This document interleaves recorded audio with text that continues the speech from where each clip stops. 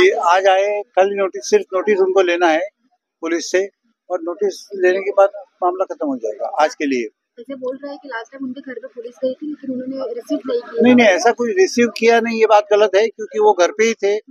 Police गई थी उनके घर पे नोटिस देने के लिए, अगर उनको देने चाहती थी तो पुलिस दे सकती थी वहाँ पे। रिसीव नहीं करना है, डिलिबरेटली उन्होंने रिसीव नहीं किया, ये बात गलत है। आपको लगता है उनके ऊपर जो तकरार दाखिल है वो सही है या गलत है? नहीं, ये अभी कहना उसके बारे में उचित नहीं होगा।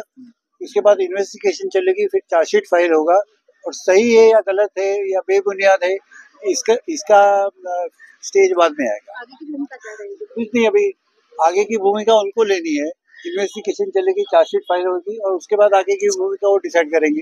चार्जशीट आने के बाद केस बनता है डिस्चार्ज के लिए या आगे कुछ प्रोसीडिंग करनी है, वो हम लोग डिसाइड करेंगे। गणेश नाइक ने तो बोला है कि एफआईआर पीछे लेने की रिक्वेस्ट कर रहे हैं। अभी उन्होंने किस बेसिस पे बोला है मुझे कोई आइडिया नहीं, लेकिन बोला है तो अच्छी बात है।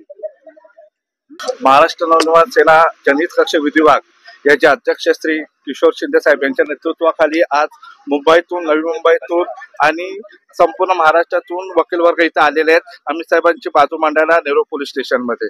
त्यांच्या विरुद्ध घेतलेला गुन्हा हा चुकीचा गुन्हा घेतलेला आहे, तरी सुद्धा सरकारने जो गुन्हा त्यांच्यावर नोंदवलेला आहे त्याचा मी स्वागत करतो। सन्मान्य छत्रपती शिवाजी महाराजांसाठी, अमित साहेबांसाठी हा पहिला गुन्हा झालेला आहे, तरी त्यासाठी आम्ही आज त्यांच्यासाठी बाजू मांडणार आहे पोलीस स्टेशन मध्ये। नाही, कायदा आणि सुव्यवस्था हातात घेण्याचा प्रश्नच नाहीये। आज पोलीस स्टेशनने गुन्हा हा पोलीस स्टेशन मध्ये नोंदवला आहे, त्याची नोटीस पोलीस स्टेशन मध्येच घेतली पाहिजे। नाही, त्या दिवशी साहेब तिथे घरी नव्हते, साहेबांनी स्वतः देखील ते सांगितलेलं होतं की साहेब त्या दिवशी घरी नव्हते।